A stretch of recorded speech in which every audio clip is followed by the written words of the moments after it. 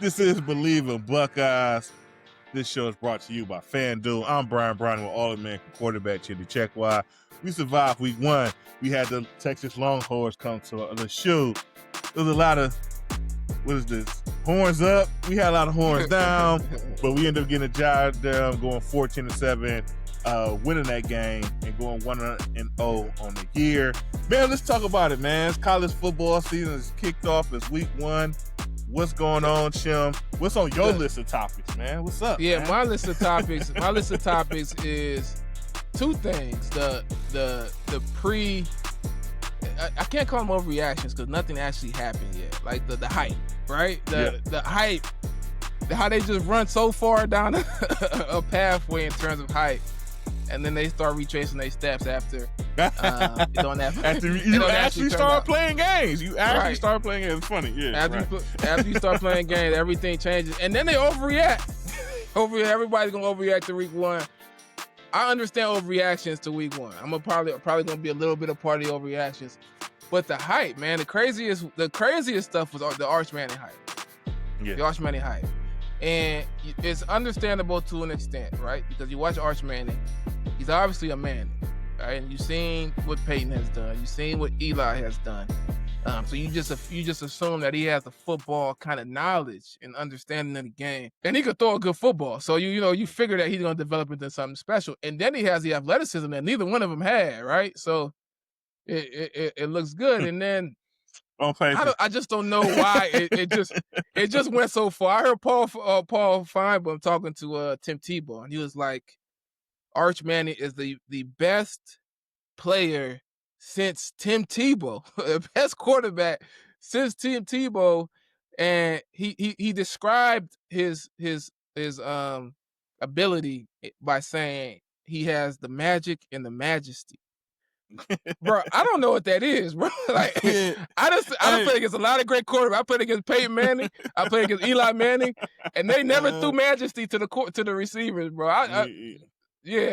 So that's. I mean, no. I mean, it's obvious, like, and you see why certain guys are on TV and certain guys got a TV show. Like Paul could say like some of the most outlandish things with the straightest and stern of faces, no smirk. Like he really believes this. Like he really believes that Ohio State is overrated and Alabama is underrated. Like he really believes this. Like, oh my! Then like after the game, what he do? He put out a tweet with the phone number for his TV show, like, hey, call on Monday, like for his radio show, like let's hear it. I mean, he that boy is selling. He's selling hard as always. He's selling super hard for the SEC, but he's not the only one. A lot of people had kind of gave Arch that crown before the game and said, all these things that he should be, right, and things that he ought to be.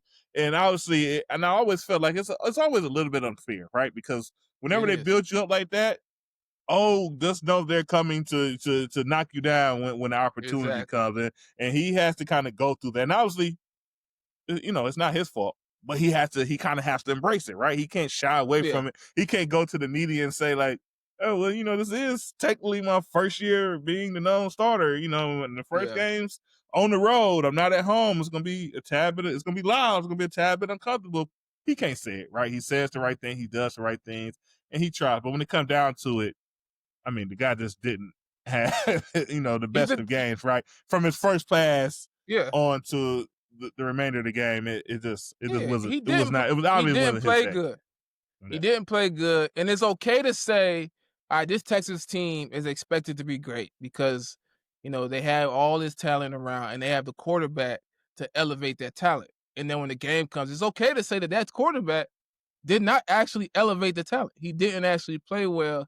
You go back and you watch ESPN now and it's talk about, they went against, a big NFL Bill Belichick defense, and that's the reason why he didn't play good. It's like, hey, Bill Belichick is coaching North Carolina right now. Right now.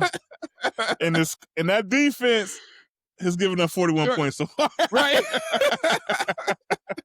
I heard Dan Orlovsky saying the challenge is we went against this Bill Belichick defense. Like, no. The challenge is that when it came time to make plays, he ain't make them. And Ohio State, Ohio State's been around for hundreds of years. Right? And Ohio State football has been around for a long time. Ohio State defenses have been good a lot of those years. So there was no mystery.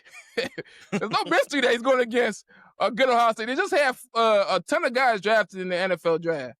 And guess what? They're going to have a ton more guys drafted in the NFL draft. That's Ohio State, right? So we knew Ohio State was going to have a good defense. We knew Matt Patricia was the defensive coordinator. That's not a mystery, right? But for Arch, I think for him, it's week one. He didn't play well. Mechanics were poor. His decision making wasn't bad. I thought he did. I didn't know initially. I thought it was a progression. Like he wasn't seeing, wasn't anticipating, etc. But I thought he was going through his progressions. He was a little bit, I think, confused by the defense at times. But at some point, he made the right read. He made the right decision. Did not deliver the ball. Yeah. It just did not deliver the ball there at the beginning of the game, in the middle of the game, and at the end of the game. Bad throws throughout the game. And the way I can clearly say that because I could watch the other quarterback who played in that game who made good throws throughout the game. He's just on target, quick reads, delivered the ball. Everything wasn't perfect, but there were good pass plays. Arch Manning did not do that consistently. And that was the reason why, he played bad. He got right. improvement. When it comes down to it, right? Because, I would say at the end of this, if you're Texas, yes, you're sad, right? You didn't win the game. But if you're the coaching staff, you're like, we got some stuff here that we could clearly put on film and say, next time we'll make this throw. Right. Next time we'll make this block. 4th down, game's on the line. The right tackle for Texas, just a straight MA. He steps inside, leaves CJ Hicks free off the edge. Watching Arvell Reese, who's not even rushing. He's in a spot technique. And it's a 3-man rush. Essentially, a 3-man rush. You let one guy turn free to the quarterback, and obviously now, he obviously completed. He did a good job. He completed that pass, but obviously it was enough for first down, and the game essentially over from that standpoint. Yeah, we could fix that, right? I think we were 1 interception. Things you could fix. 1 and 5 on 4th down. Maybe we take a couple field goals, right? That kind of stuff. You kind of look at it and say, this is a way that we can prove it. Now, it's a long season. Obviously, Texas still got a line in front of them. If they in the top, it's the SEC, the way that media rolls. If they're in the top 10 in the SEC, they're going to be telling us how they started the season off number 1. And because they started off number 1 in the preseason poll, they still should be in the play. All that kind of crazy. So there's still a lot of stuff in front of them to kind of to play to. But, I don't know, man. I'm just proud of our boys, man. I think, for week 1, I don't know if we ever have been so clean as a team week 1 under Coach Day. Maybe any team to be just so clean when it comes to penalty. I think we had 2 penalties on the day for 15 yards. No turnovers. Great communication and identifying guys up front as the offensive line and trying to keep Julian saying clean. I mean, we got to pat our coaches on the back for that, right? I mean, that was pretty impressive, right? Exactly. That's what everybody's concerned about new coordinators, how's the play calling. No, these coordinators and the head coach, they got the guys ready to play, right? They got the guys ready to play. The play calling is important, but what's even more important is when a freshman corner comes in the game and Devin Sanchez, and we call a certain play that has adjustments, and everybody does the adjustment, right? That is important because I don't care what the call is. If everybody doesn't do the adjustment, guess what? It's first down, and this team is put in a position where they can win the game. Getting guys like Arvell Reese, you talk about that right tackle just not blocking, not even looking at CJ Hicks and letting him come free. Earlier in that game, he got forklifted by Arvell Reese. He probably thought, hey, that's the guy. Hey, we gotta get 4 hands on this guy. Right. And that guy stuffed me in the lock last time, bro. I'm telling you what, he's not gonna do it again. And then you got a guy like CJ Hicks. So I say kudos to the coaches in week 1. It's tough in week 1 to get the team ready for that type of environment and that type of game to be able to execute well, and they did that. But I want to go across college football, man. You had the Alabama Crimson Tide, who Paul Feinbaum said was underrated, right? And ranked at number 8 to start the year. I don't care who you are. You ranked at number 8 to start the year. That's a pretty good That's a pretty position good to be spot. in. Yeah. But he said they were grossly underrated and that Ohio State was overrated. They lost, right? Yeah. Florida State beat them 31-17. And I got to watch a lot of that game. I missed it kind of the beginning, but maybe it's like say second quarter on. I kind of caught it like Florida State was like almost no doubt that Florida State was the better team. Like Alabama made some plays late that kind of that if things all went right could have got them back into it. But the way Florida State was playing, it's like it's like no fear, no doubt. The quarterback called them out before the season. So like Nick Saban is no longer there to bail them out. Like bullets. I mean, prime time bulletin board material. And they still went out there and took care of business. Alabama team to like you say, I mean, at least one person's opinion that was underrated going into the season when you start looking at polls and things of that nature. But to a lot of people, like had Alabama circle like, oh yeah, top teams in the SEC. A lot of guys might be in the mix, but Alabama will be in the mix type of conversation. And to be honest, it just didn't look that great, man. When it came to the game, and it's funny. I got to shout out my man Lee Corso. He did his last his last Saturday of college football, and he coming out and making his predictions. And obviously, he picks. He said, "My first love." He picks Ohio State. He has the tuxedo on. He picked the Brutus Buckeye on his head. But also, he went undefeated in picks. And in those picks, one of the games was Alabama versus Florida State. And everybody picked Alabama. And we said, hey, that's my alma mater.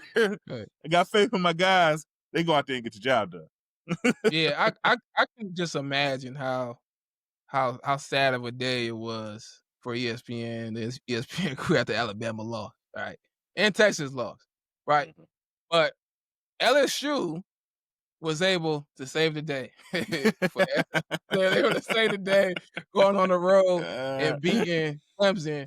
So, and I heard just right on schedule, I heard them talking about who should be number one, and one of the individuals at ESPN mentioned that LSU should be now number one. They should jump wherever they were. I think they were, I don't know, 9, 10, 11, 12, whatever. Yeah. They should jump up to number one because they got a quality win on the road and because they're in the SEC. Now, I will say it was a quality win, though. It was a good win, good game. LSU does seem like a team that is going to be in the mix. But it's just funny how, they just pack their bags and go to the next SEC team, put them at the top. No, that's funny. But it's funny that I guess I got to say this, though. Like all the teams in these big games that are 1-0, the teams that are 0-1, they still, the sun is still bright. They got some things to work on, need to improve. You start looking at Texas, Clemson, even Alabama, right? It's funny, like they lost, but it felt like a little bit more for Alabama when you start just looking at things, right? It seemed like, they're not that team that everyone might have thought they had been. But I guess I want to pose this question to you, because we're talking about this stuff a lot, right?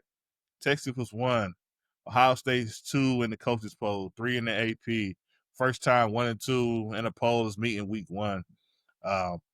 Alabama's ranked here. They was underranked. They maybe should have been up here. Florida State's not ranked. Now it's like, oh, maybe Florida State's a top 10 team because they beat Alabama.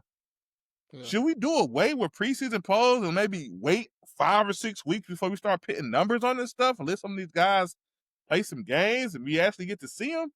Because I don't know. Because I mean, like, it's funny because we bring it up now, but in the end of the season, this stuff comes back up on like, oh, who had a quality win based on these numbers that were essentially put out of air because you don't know the 25 team until the 25 season kicks off.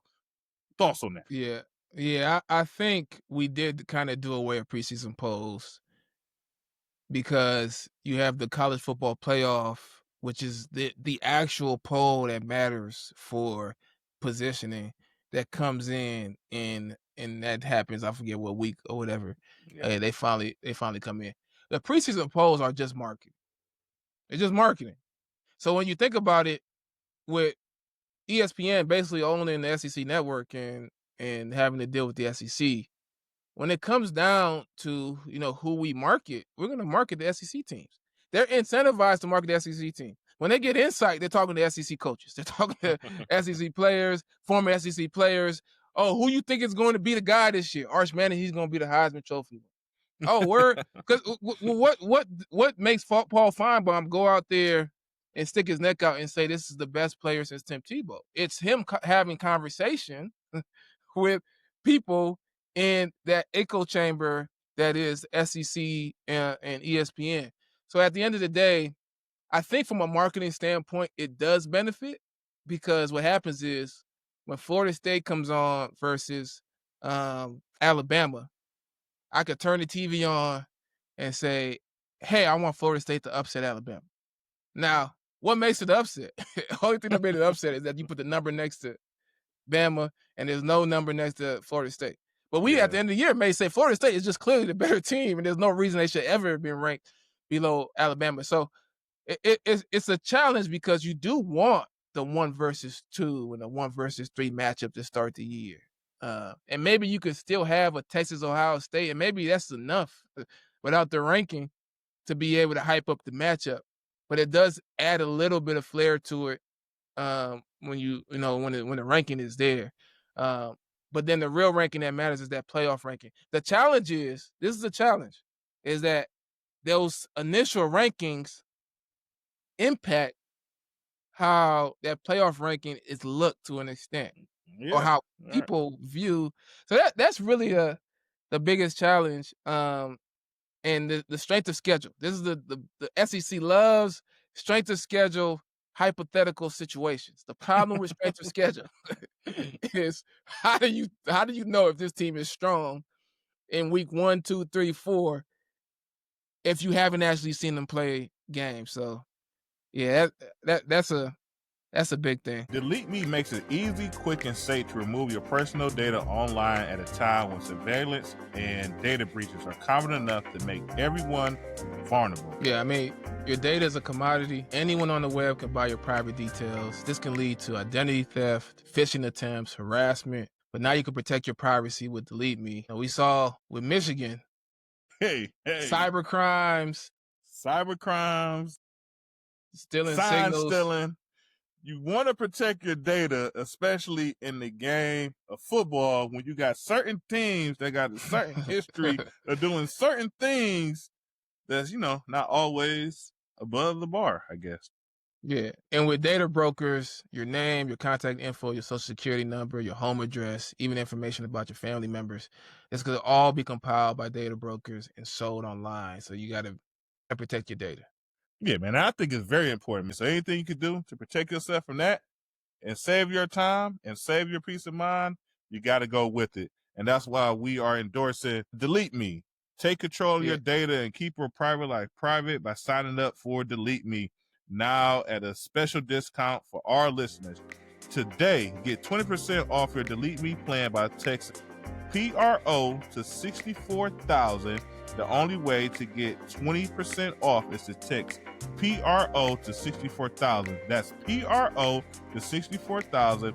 Message and data breaks may apply. It's just really a tough one, right? And it's like there's no right answer to it. Like you say, it would be weird if we kicked off the season and we're thinking Ohio State's the top, 3-4 teams in the country, but there's just no numbers there. It's like, let's play some games. We'll figure it out. It'd be weird to see. But like you say, it's like, things get skewed. People get, have biases. People have, end up in certain positions. And like you say, I'm watching Iowa State play Kansas State week 1, I think they were in Scotland or something. And they come back with Ireland. And they blow Ireland. And they come back and they have a big win, blowout win against against somebody. But now they play Iowa week 3. So now let's say they get to 3-0. With that schedule, right? You start off with some numbers. You win big week 1. You play Iowa, a team you think should be, okay. You win there. Should this team be in the top, 3 or 4, number-wise, ranking in the country? They probably never get there unless they kind of get to 10-0 and everyone else has a loss. Then you start kind of moving them up the bunch. But that's just, I don't know, it's kind of college football. But at the same time, it's like, now let's say they lose a game and they got that one loss.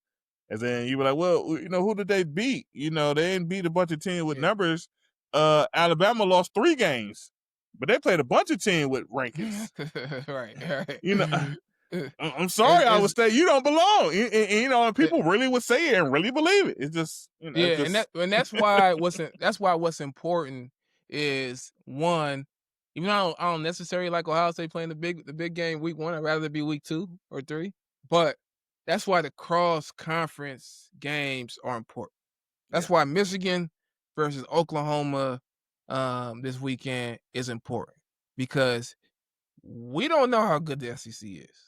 We don't know. How do we judge them? Well, we got to see. Okay, LSU went and beat Clemson. Somebody just beat Virginia Tech.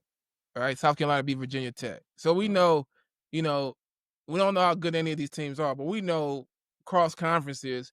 These SEC teams were able to go and beat the ACC, right? Bama loses. All right. Ohio State beats Texas, right? At the top of the conferences, we know that Ohio State might be as equal or better than some of the teams at the top of the SEC.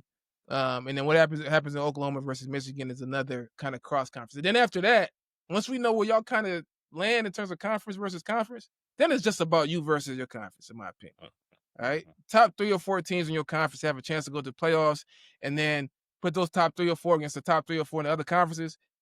All right, this conference is better, and we've taken only 3 from yours. We're taking 4 from this other. And I think that's, to me, when you talk about strength of schedule, at the end of the day, are you at the top of your conference? If you're not, then I don't want to see you in the playoffs, bro. Like, yeah.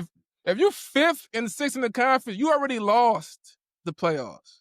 So maybe you're better than the 2nd or 1st team in another conference, but we already know you're not better than the teams of yours. So let's not. You don't need a chance. Let's give the other teams a chance now.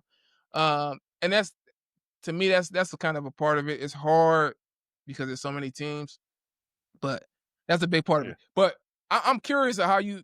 I don't know if you caught any of Michigan's game versus what was it, New Mexico. But how do you think they fare versus an Oklahoma team? I mean, it doesn't matter if you saw Oklahoma play, but just in general, based on last year. No, it's funny though. I mean, obviously, Michigan is playing a true freshman at quarterback, right? And Bryce Underwood. As a true freshman, you see why you kind of get understanding why maybe some boosters go grab some funds and make sure that the guy in Michigan stays in Michigan, right? Because he definitely, as a true freshman, doesn't look the part. You at least say 2nd, 3rd year guy. Just looking at his size alone, like he just kind of built stronger, he could move and things of that nature. Was able to play. He played a pretty clean game, right? No interceptions on the day. Looking at his stats right now, 21 and 31 for 251. Obviously rushing, he got him for 2 carries for -5. So, that's kind of skewed with sacks and college football. So we're not going to really harp on it. But, he played good, right? I mean, I think they won the game 34-17. Michigan is going to be able to do Michigan things. Right? They're still in tune with running the ball. They're still in tune with stopping the run or playing good defense. So I think, that's is what's going to carry them, right? Last year, I think they played Texas early. They got in that game, and Texas ran the ball at them, and then they it was an easy game for Texas from there. So against Oklahoma, if they could kind of get in there and make the game their game, running the ball, 2, 3, 4 yards, controlling the ball, no turnovers, not making mistakes, things of that nature, that's going to keep Michigan in the game against anybody.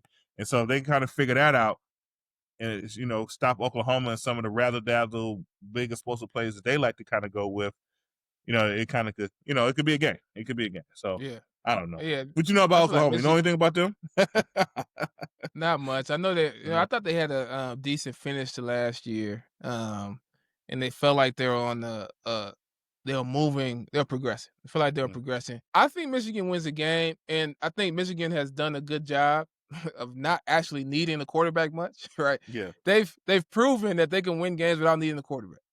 And so now they got a young guy who's got to make some plays to win a game like this, but he doesn't have to make all the plays. And he can still learn and grow and develop. And he got some talent, man. Like I watched a little bit of that New Mexico game. He's a talented guy. He's obviously a young player. Michigan's going to rely on the run game and the defense to win the game. But he's able to, support them and being able to move the chain. So I think they got a good chance versus Oklahoma, and this is gonna be a game to see where they're at, Mm-hmm. and also it's gonna be a good game to see kind of where both conferences lie in Kind of terms lie. of I mean, right? comparing Because to you each other. think Yeah. both of these guys should be. Neither one will be leaders in their conference, but most of them would be mid. And the mid tells a lot of the story when you start looking at some of this stuff, right? Like you say, Ohio State is one of the top 10 in the country, no matter what conference you're looking at. But when you start looking at the middle and start maybe pulling guys in or letting guys go, because once again, you're looking at stuff like strength of schedule and, start getting to weird things of that nature. And, that's where you kind of, the story is told 3, 4, 5th team in the conference, things of that nature. But that's a game that Michigan's on the road. FanDuel has this as a spread of Oklahoma as a favorite by 5.5 points, so essentially a touchdown. So most people are, that's the favorite.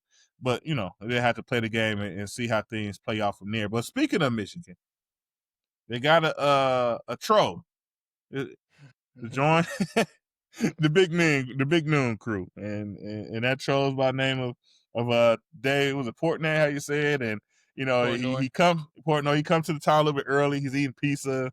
He's in the suburbs. He's having happy tweets. He's saying nice things about the neighborhoods around the Columbus area. And then the camera turns on, and then he starts taking shots at our coach and calling him a crybaby and things of that nature. I know you had a tweet that kind of it went viral in my world, man. But I mean, what's your thoughts on all the noise that kind of goes on there and that bunch?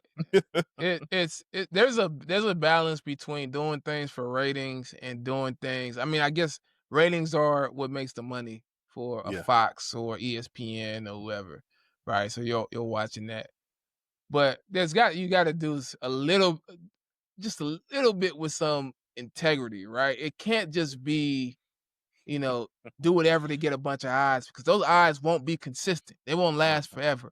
And I just thought it was a little bit poor taste, man. I thought I understand the getting somebody who's going to attract attention, but you got Texas versus Ohio State to start the year, a big game. 1 versus 2, 1 versus 3, depending on what poll you're looking at. You got Arch Manning, the second coming of of Eli and Peyton Manning, showing up in the SEC. You got Jeremiah Smith, the best player in the country. You got Caleb Downs, the best defensive player in the country.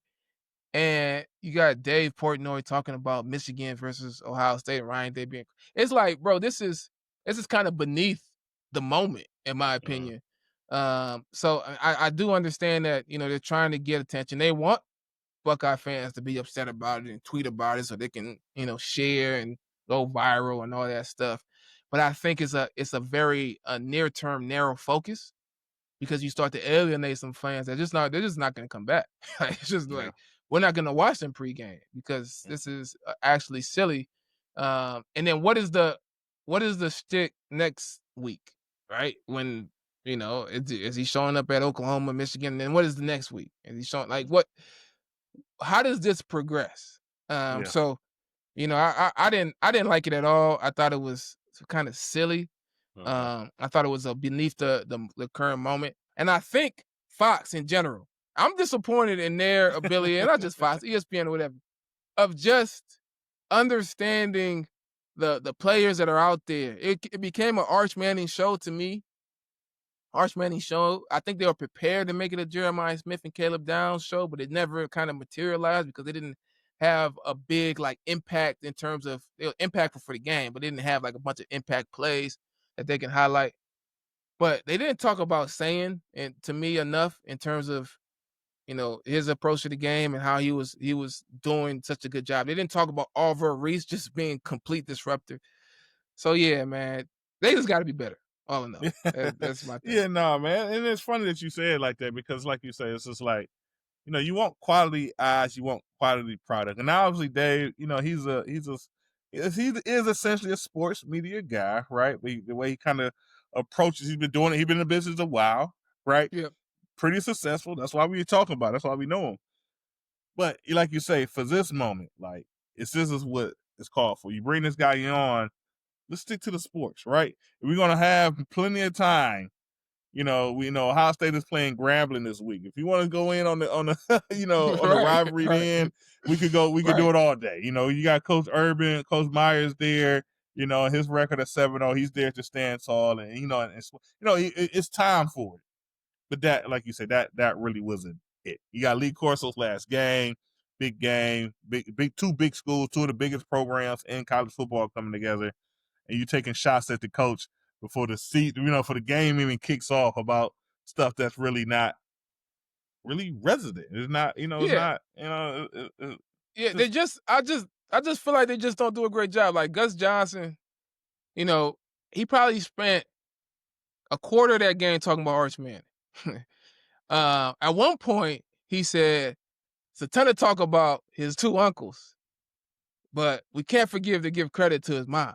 And then he starts going on about her being a good high jumper and an All-American at her high school. And I'm like, hey, yo, Arch Manning isn't playing good, man. There's some guys on defense. There's some guys on defense that are Jermaine Matthews just picked the ball off. Let's talk about him. You know what I'm saying? Arvo Reese is going crazy on defense, right? There's a young player, Jalen McClain, that's never started before. And I know, going in, they got their guys there was a sack. Arvo Reese made a sack. And he's talking about Bo Atkinson getting the pressure, the transfer that's coming. And I'm like, they just, I understand, like, they have their notes and their guys that they're looking at that they want to talk about. But I just think there's opportunity to do a better job in terms of the overall production, pregame and during the game, really talking about Joe Klatt's a guy who knows the game. Like, talk about the guys who are out there. And if you need some notes, listen, Joe, I'll sit down with you before the game. I don't need to talk to the coaches, right? I'll say, look, these are my three key guys. This is what I'm looking at. And during the game, I expect these things to happen. We can support that. They just need to watch our podcast. That's what it comes down to. Right. They just need to tune in, lock in, man. They want to, figure out how, really know ball, man. Talk to some ball players here, man. So, yeah. But I don't know, man. I don't know, but it was a good week one, right, man? Like, I'm excited for the season. We had a lot of things to talk about. Some things went the way we thought. Some things, still up in the air on certain things, man. And I think that's the fun. And that's why we love the game. That's why we've been kind of itching and scratching and waiting and surviving the heat of the summer to get here for these times, so we can kind of start having these discussions. And we're just really looking forward to a great season. I'll quickly say this. If you're betting, bet on FanDuel. Whatever the spread is, expect Ohio State to cover.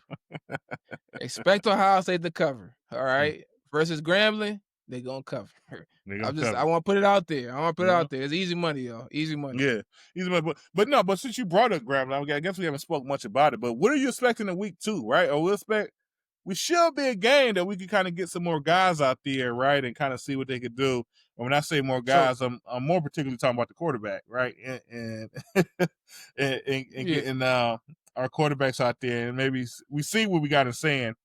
He's our guy. He's the starter, but obviously it's a long season. We got to see what other people could do too, right? Yeah, this is the opportunity for the young guys to get some experience. I want Devin Sanchez to get as many reps as possible, get out there, get comfortable, get in his groove. I want Julian Sand to be able to air the ball out, right? Get in his groove, and then be able to get Lincoln Kingholz some reps. Yeah.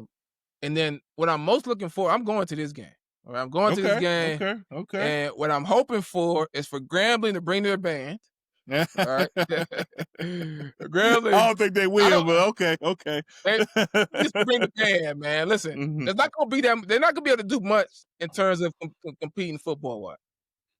But where they have an opportunity to compete is the band. TikTok, right? Grambling TikTok. The football players doing the TikTok. And the Grambling band. Listen, I grew up in Louisiana. Grambling has a great band. They do the Bayou Classic every year. So I want to see them up against a big dog. The best damn band in the land, right? Yeah.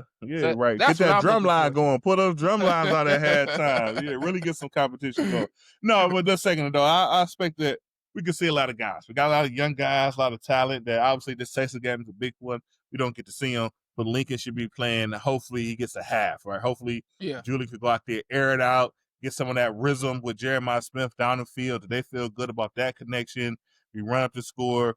We get some lanes in the run. I want to see James People hit a couple. It's funny. It's like CJ Downs, they just feel like a veteran back, right? We just kind of know we got there. We don't need to see a ton of him, but James People still a young player. Throw him out there. I want to see Bo Jackson get some carries in that second half. I want to see all that depth on the offensive line that I've been talking about. I want to see all those guys rotating there, playing different positions, and going out there playing well. And then also depth on that defensive line. This week we got to see Will Smith Jr. He got out there. He got to mix it up a little bit, and he made a couple of plays. The depth of our interior defensive line is going to come out sometime in the season. We're going to need guys there that kind of could go out there, execute at a high level, not a huge jump off or fall off when McDonald and Houston is not on the field. That could kind of, hold point, be stopped when they need to, but also figure out how to be disruptive and make some plays as well. So looking forward to a big week against Ground. What's that, 3:30 kickoff?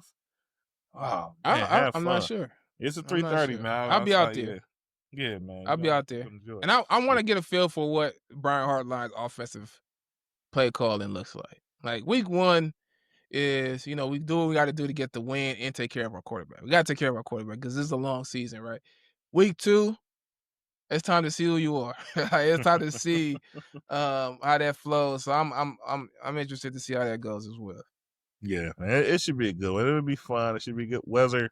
Like I said, I don't know if Ground are bringing the band, but hopefully they are. But it is still huge, though. Like I can't think of maybe it happened.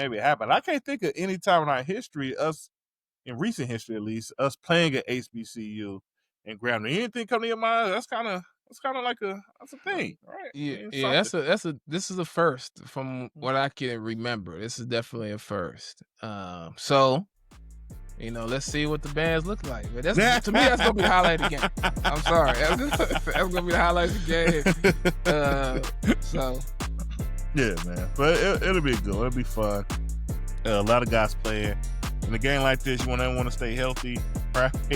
Go out there, play hard, play smart for your leaders to go out, get some reps, and then get on out of there. But after that, we'll be bringing you guys a recap what happened in the Grammy game. Give us some more of those Buckeyes. And I like that segment that you started there, giving out Buckeyes to some of our guys who feel they really deserve it. So far, week 1, who we got? Julian Saying, Will Kamarick, Arvell Reese, and Jalen McClain. Yeah, man. So that's a good bunch right there. So yeah, we got to build on to that, man. Please follow us on all platforms. We got YouTube, Spotify, Apple. Send us a comment, write us a note, ask us a good question. When we have time, we'll jump on live. We love interacting with you guys live while we kind of go through topics as we kind of start to warm up into this 25 Buckeye season. We're going to end this show as always with a nice OH. Yo. Go Bucks. Talk to you guys soon. Go Bucks.